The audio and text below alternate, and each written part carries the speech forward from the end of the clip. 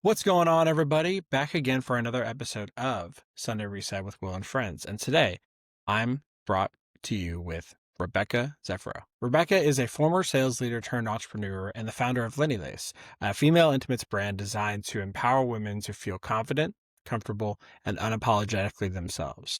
With her background in leadership and her passion for creating products that truly serve women, Rebekah has built LENILACE into more than just a brand. It's a movement to redefine what empowerment looks like inside and out. Rebekah, welcome to the show. Hey, Will. Thank you for that. I'm so excited to be here today. I'm glad to have you here.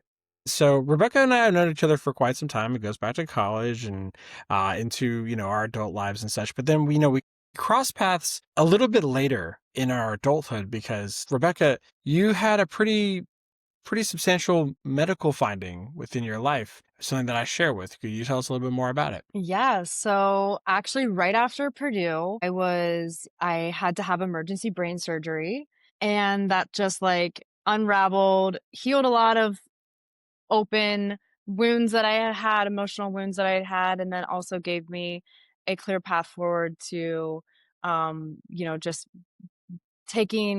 living a life that was just more geared towards me. And but I was diagnosed 1 year after Purdue, right before I moved to New York City, with a brain tumor and a brain condition called hydrocephalus, which coincidentally Will and I both share, which is something that we've both have our own experiences with, but we didn't know it at the time when we met at school. And then so I was diagnosed, I had surgery, healed, and have thankfully been pretty good since then. I still have some symptoms, but most of have subsided, and just learning to manage it in a new way post surgery. Yeah, for those So who don't yeah. know, for those who don't know, hydrocephalus is when you have your brain, you have your skull, and in the middle you have cerebral spinal fluid. Most people, their body brings it in, drains out the cerebral spinal fluid naturally. For folks like Rebekah and I, we have various things that either, in my case, I was born with it.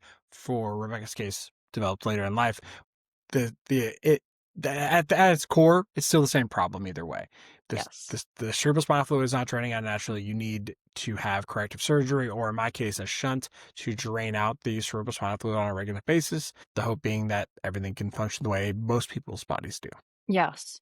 And yeah, I had like a different type of surgery than yours. But I was 24 when it happened, and then I was diagnosed and I was in emergency brain surgery 4 days later. And thankfully they found it because it was sort of at a time in my life and at a time in with the condition was so severe that I had to go undergo surgery like immediately. So that was, yeah, I mean, it coming up on 12 years, which is crazy to think about. And so, with that diagnosis and the surgery and everything, first off, there's the natural feelings you have of you have to recover physically, you have to do all those things, but mentally and emotionally, what was that like for you going through that journey? It was, I think, like when I look back on it, I felt so clear about what I was feeling, but the doctors had no idea. I was misdiagnosed for honestly almost 10 years prior to my surgery. So feeling like I wasn't crazy and feeling like my symptoms and feeling that validation around my diagnosis was life altering, in the sense of like just knowing that I felt validated. But then it opened up this whole new, like, just a whole new world of like, okay, now I have a live with a brain tumor, and what does this look like? So I feel like I felt really validated, but then I was also really scared at the same time. Like I was young, but I was ready to just face what I needed to face at the time. So Yeah, and thinking about it from what I know about your story, I mean, for so long you were like, I'm having these symptoms, and no one can seem to make sense of it. So the validation part makes perfect sense to me. Of just, being someone who's saying, "Hey, I've clearly got something going on.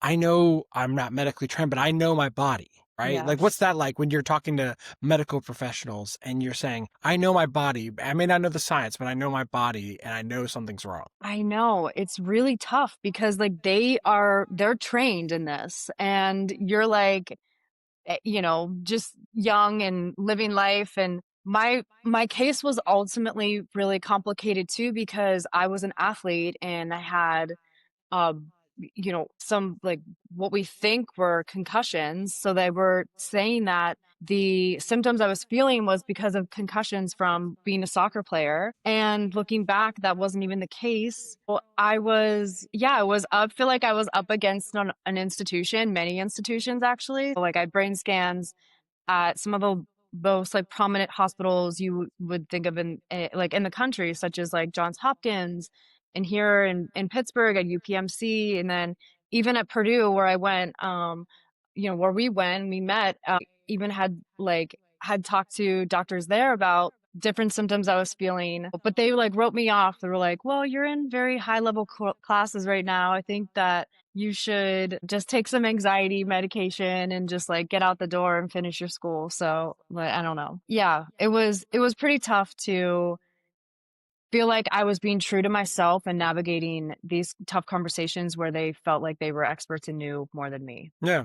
And you have to have a certain level of confidence in that to say, like, yes, I understand you bring something to the table, but I also bring something else to the table, which is my own lived experience. And so, how do you, what would you say to someone who's kind of maybe going through something similar? Like, hey, I know my body, I know what's going on. Like, help them navigate that conversation with somebody as they're talking to a doctor. Yeah, I mean, that's a really good point. Like, I think that when you are in healthcare, and I mean, and you know this, like, you have to be your own self advocate, right? You have to do your documentation, you have to do your work, you have to come prepared with your case. But it's tough. I mean, they are likely they're big data institutions. So if they're looking at you, they're looking at you like you're another number, like you're another like piece of data for them. So, but it's always those outlier cases that like myself, and I'm sure like many others out there that can relate to this when navigating health, like tough conversations and with their health.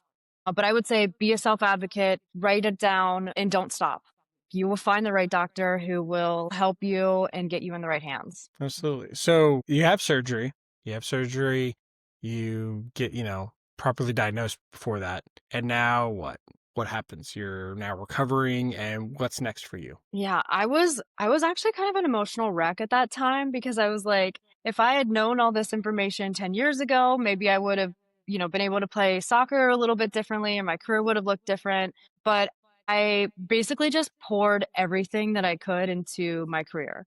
So at that time I moved to New York City. I jumped into finance in New York and quickly found out that was not meant for me. Definitely too creative for a 14-hour finance day. But I then started to just jump around startups and get really passionate about early stage companies and working closer with founders and sales teams on how to grow companies from an early stage. So that's what I did, and I was in New York City for quite almost 6 years with various sales roles, and then had a great opportunity and moved to Los Angeles. Since Los Angeles, and I'll slow down here, but I am back in Pittsburgh, which is giving me sort of a pause to focus on my business and what I'm passionate about, which is women's empowerment, and building my own company as well.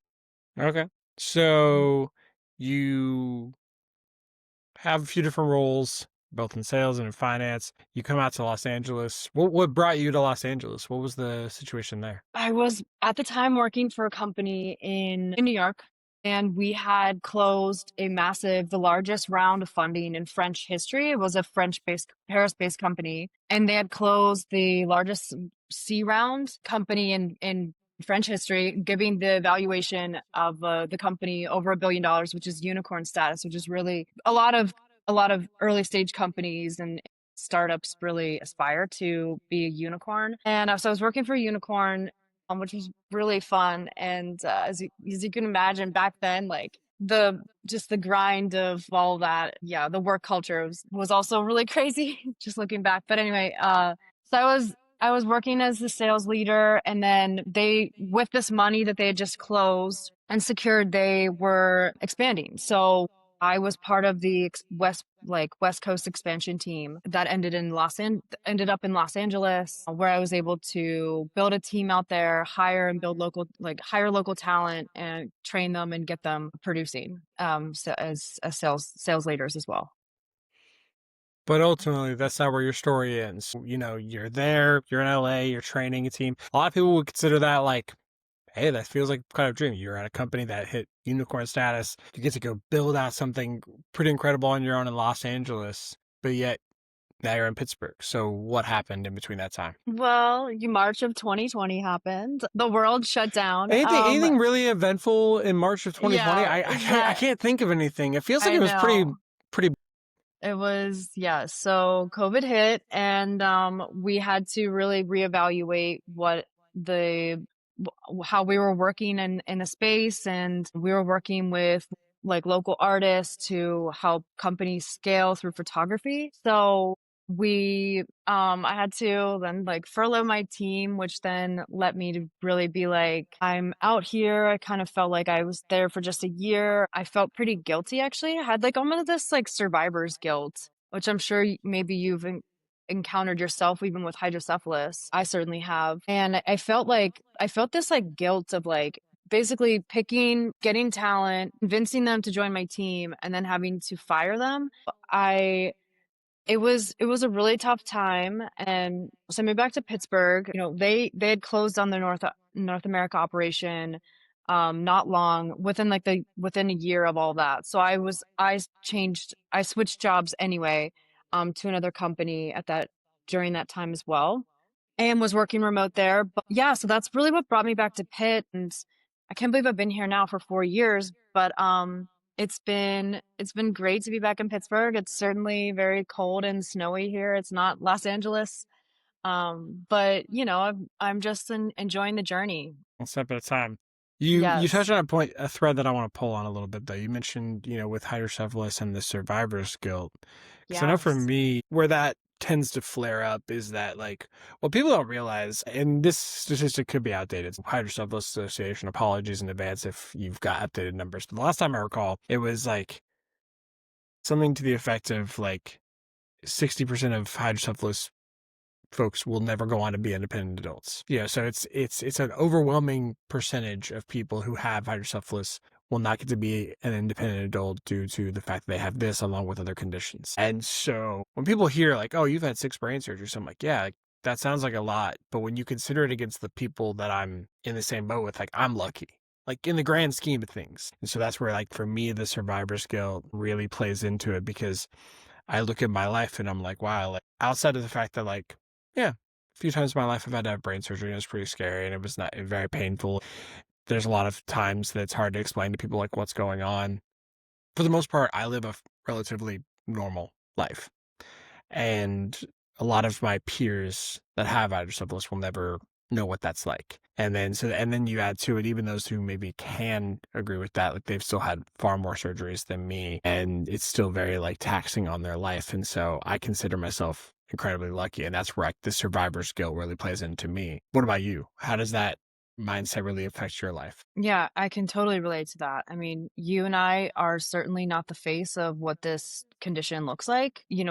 Most patients have go on to have multiple surgeries, and when we say multiple, it's not even like 5 or 6. Not minimizing your experience, because even mine was a lot. I can't imagine what 6 is, but the most patients can have upwards of like 70, 90, Yeah. 100. Like it's not uncommon.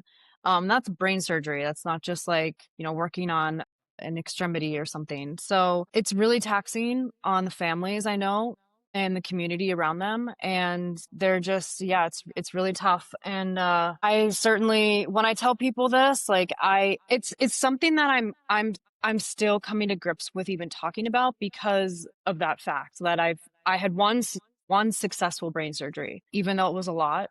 It's not in this community. It's very unheard of. And I'm extremely lucky for the care that I received, even though I was misdiagnosed, and I can definitely get caught up in the negative aspects of it. But like my story is a success story, and that's what I try to focus on. Yeah. I mean, and that's Yeah. what it comes down to. It's like it's this double-edged sword. It depends on what world you're walking in. That's how my brain tends to make sense of it. Is like, yeah, if I consider myself among most people that exist in the world, because it's something that statistically there's like 1 million people in the United States with hydrocephalus, which sounds like a lot when you say 1 million people, but when you consider there's over 300 Mm-mm. million people in the United States, it's less than 1%.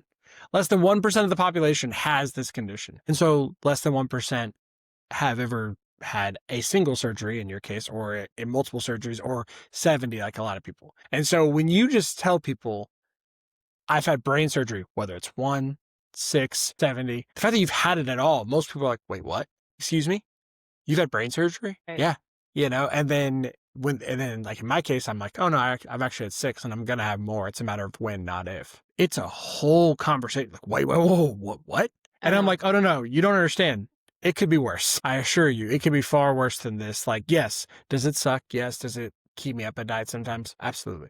But there are stories that I've heard that would melt not only your heart, your mind, your soul, everything about you. So it's this thing of how do I balance the fact that I'm so grateful for the life that I have, but at the same time understanding that, like, to a lot of people this is still abnormal. How do you personally balance that? Yeah, it's a work in progress. I think that one thing I tried to do to find peace with it was I got involved in the Hydrocephalus Association in New York City, and brought it was for is the the biggest city in our country didn't have a chat they didn't have a chapter there. So I did help to bring awareness and community and funding. We were able to raise like $250,000 through just some uh walks, like an event, a 1 day event. Like it was like a mile walk or 2 mile walk on the west side of Manhattan. But I'm still learning. Honestly, it's nothing that has come easy.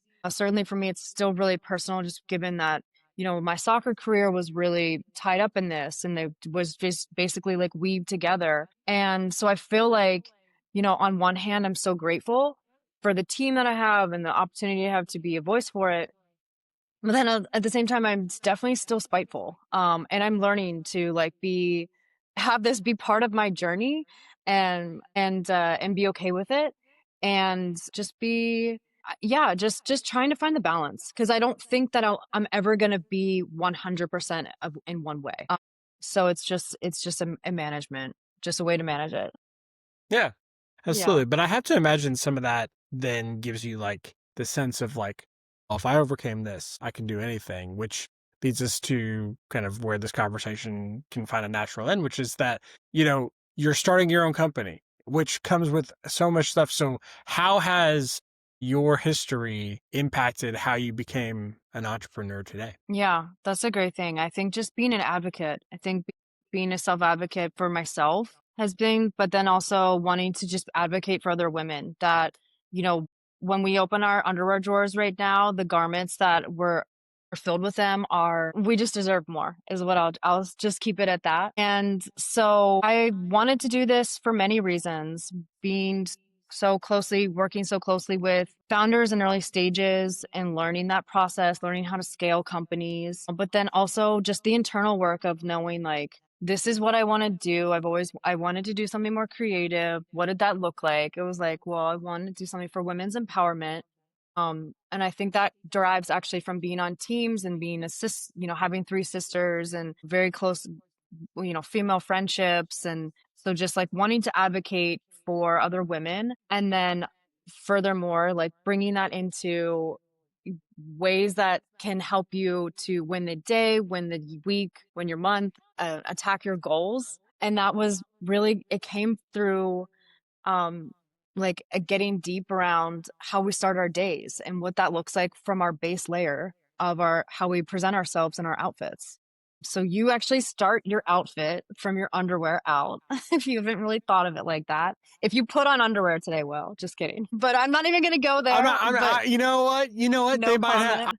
I'm not going to say what. I'm just kidding. Of course. Yes, I definitely did. Yes, yeah. So we start our outfits from our underwear out, and wanting to just bring something that's stretchy and comfortable, and also lined with organic cotton. So to promote breathability and women's health around, something that is so close to our bodies. And then as well as and it has a matching bra. So the bra as well, which I can go into. But yeah, that's really just what happened. It was a combination of just getting deep and trying to find something that's going to make me passionate and something that I wanted to do for the rest of my life, which is advocate for a great base layer that we're bringing to soon. So I see what you're talking about, but help me draw like a straighter line to this, because like I hear women's intimates brand, okay, and I hear women empowerment, And I get where you're coming from. You start your day with your underwear just like everybody else does, but like I'm still not seeing the straight line necessarily of how underwear can attach to women's empowerment. How do you mean that to be? Well, sometimes your underwear can really affect your day. No, if it's if it's No, it's uncomfortable. okay. So, yeah, so I actually have these samples in. I just got these in. This is just a not a shame. This is a shameless plug, but literally I just got these samples in. So, I created something with that stretch lace that I've sourced from. This is a European stretch lace. So, the empowerment comes from feeling whole within herself, for herself. These garments aren't made for anybody else, although she can do whatever she feels with them. But they are starting from, so the brand means Lenny. The brand is LENILACE, and Lenny actually means light in Latin. So being like your light within just for you and how you start your day. This is the top in the latte color that I'm gonna call, and I put a little pearl charm in the middle of the cups here, and the pearl is meant to represent beauty and uniqueness in each body. As you know, each body is beautiful and unique. And so just bringing that to herself and thinking that she can conquer her day, conquer her morning, her week, her goals, and carry herself throughout her day for herself, not for anybody else. I really like that sentiment, like for herself, right? Yes. Because I'm sure any guy listening to this episode is gonna go, "Well, yeah, it's gonna look good. I can't wait to see that." But, Totally. but which is fair, like understandable, you know. But this isn't about you. Sorry, guys, it's not about you. It's about her. It's about her feeling like her best self, walking out into the bedroom, wherever she's going, walking through her day, knowing this is what I'm wearing underneath. And that is something that I think we can all understand. Look, I will be the first to admit, especially when we went remote in the world with COVID, got a little bit more relaxed in my appearance. But there's something to be said. When I put on a suit, when I put on, certain clothing, I'm like, oh, yeah, okay, I'm feeling myself. So why can't that start with your underwear? And I actually, funny enough, you don't know this. This is just new information. I remember when I switched from boxers to boxer briefs. Like I distinctly I'm not joking. I I love it. distinctly remember being like, well, this is a whole new vibe. Yes, This is a whole new vibe. an I feel, elevated underwear. Yes. yeah, I was a boxer guy since like childhood. And then one day in my mid 20s, I just decided I was going to go boxer briefs, and I've never looked back. And I truly felt in the moment as I switched, I was like, I am more confident. So why wouldn't it make sense for his panties? Like to me, it makes perfect sense. And so what's the goal? What are you trying to accomplish? What are you hoping to get out of this company? Well, I'm hoping to launch. That's is really what is my focus Feels right kind of now. important. Yes, so we are going to be made in USA, which is very rare for apparel in general, but also extremely rare for intimates, especially just given the underwire stitching and just how intricate the stitching is on these tops. Here's a little close up of the bra. But anyway, so we're working towards launch, but I certainly have big plans for it. And I'm going to take it as far as I can. I'm confident that I'm bringing a really great product to women that they're going to want to hang in their closets, put on their bodies, tackle the day with. So I'm excited to see and hear feedback. I'm actually at a point right now where I'm just like, I'm ready for a new set of problems. Like I'm ready to launch. I'm ready to just get in a new stage of this because we've been in development now for almost 2 years, planning and development and now in sampling. So yes, but coming very soon. So I think by Q1 in next year. Very cool. Now, I want to take a step back then, because Yes. I think in today's world, as we are ending 2025, entering 2026, it feels like everyone's starting like a digital products company, whether it's a coaching service or it's, ebook or whatever the case might be. The digital space with social media, is such a big part, but there's still quite a number of businesses that are starting with physical items. And there's a lot of logistical things I have to imagine going in. So if you could sum up, like, what was the biggest surprise to you in trying to start a business that involved a physical product? And you had this idea, where did you take it? What was the biggest surprise? Yeah, I mean, that's such a great question. There's been so many surprises, as you can imagine, but bras are very intricate. There's upwards of like 30 pieces in this that you don't even see. So just the sourcing alone was really tough. But again, I think that the largest feat that I've had to face is the made in USA, is finding the right manufacturing partner, somebody that's gonna wants to scale with me. As you know, I mean, we are in tough times with labor and the labor market. So we've had, there's an extra premium on a made in USA product. But I'm hopeful that, it's all gonna pay off, and I'm hoping that I think my community around these products, these women are going to see that too, see how much has gone into this and so much love has been poured into it. There's been no detail that's left like unanalyzed, unloved, untouched. So I'm really hopeful that they are going to see that. But if I could like give any advice, I would just say just keep going, follow your heart. There's no timeline, there's no rush really. So just like bring something when you're ready and bring something when you can. And if it's in your heart and it lives there, it'll happen. It's beautifully said. I feel like that's the mic drop moment. So Rebekah, where can people find you? Where can they learn more about LENILACE as it's starting to come out? So we have our website, which is where the products will live and be sold. So LENILACE.com. It's LENILACE, LENILACE. .com. We also have an Instagram account at LENILACE Shop. And yeah, so I'm excited to have you all part of the journey as well. And Will, I can't thank you enough for this conversation and having me on. Absolutely. Wonderful to have you on. You're always welcome back anytime. And, as always, everyone, as you're listening to these stories, think about yourself and frame it for your own mind to ask yourself, what is it that I can take away from this? In Rebekah's case, it's, you tried a lot of things, you did a number of different adventures, all to lead you to different skill sets that bring you to where you are today. But the key there is never give up. So, as always, be kind to each other, and we'll see each other next time. Thanks, everybody.